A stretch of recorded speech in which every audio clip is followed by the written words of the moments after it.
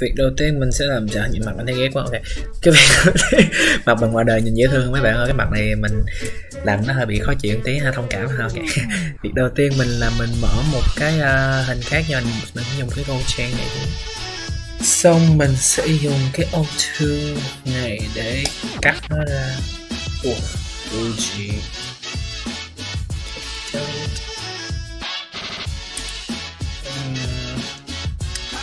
cái này không đẹp. Gucci jacket.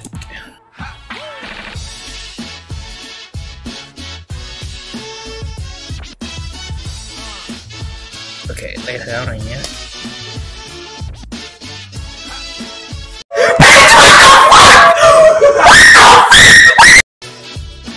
Thật sự đây cũng là lần đầu tiên mình thử dùng Photoshop kiểu này luôn, nên nó sẽ rất gọi là không chuyên nghiệp, nên đây mình vừa làm mình chỉ nghĩ là hợp các bạn đừng nên học theo cái tutorial này, tại vì mình cũng không phải là mình cũng không phải là chuyên gia làm cái này nữa, nên mình nghĩ tới đâu thì mình làm tới đó thôi. Ok, nên oh my god, tha lỗi cho mình. When it hits you,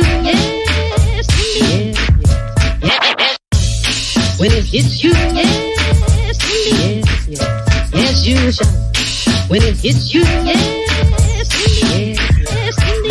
yes, you holler, yes. 1, 2, 3, do it.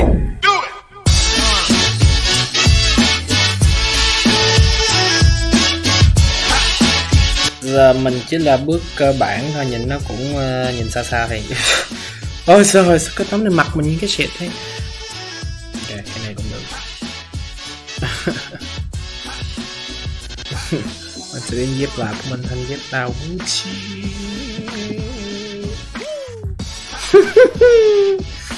Ok, copy that.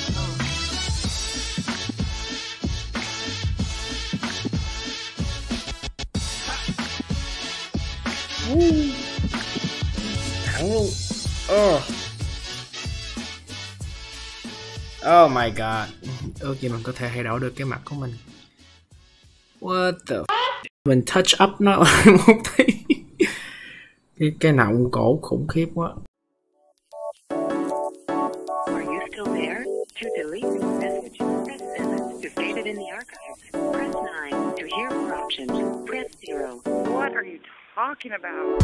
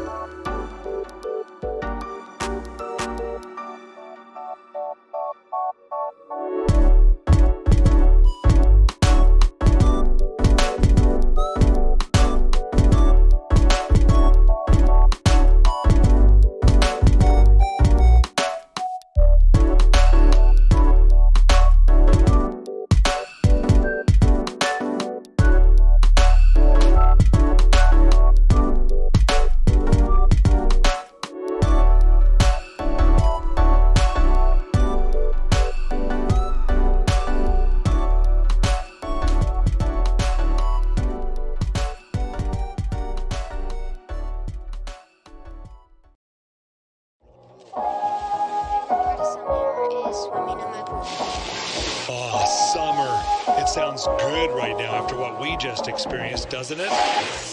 Grilling out, lawns being mowed, and pools opening. These are some of the things we expect with summer.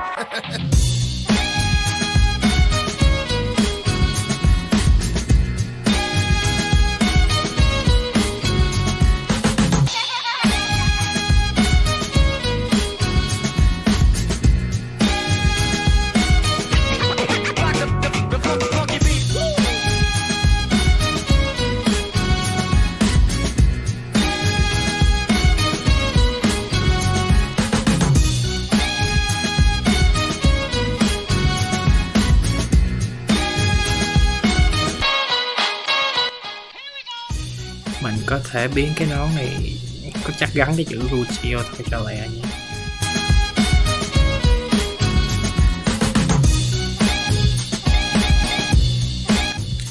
Mình cái gì cái nón xấu quá, what the fuck. Okay. Không biết cầm cách nào để cho đẹp hơn. I don't know. Bây giờ mình thấy mình vẫn chưa có gọi là fancy cho lắm. Quốc kim cương.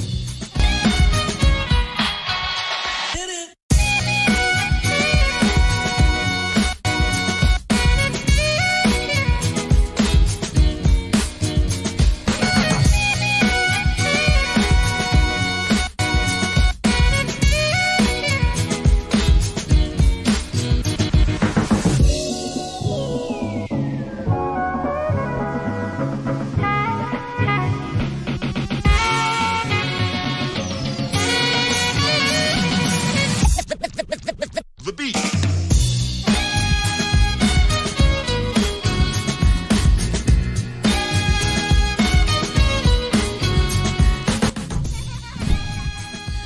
Xong, bây giờ thì nó hoàn chỉnh rồi đó.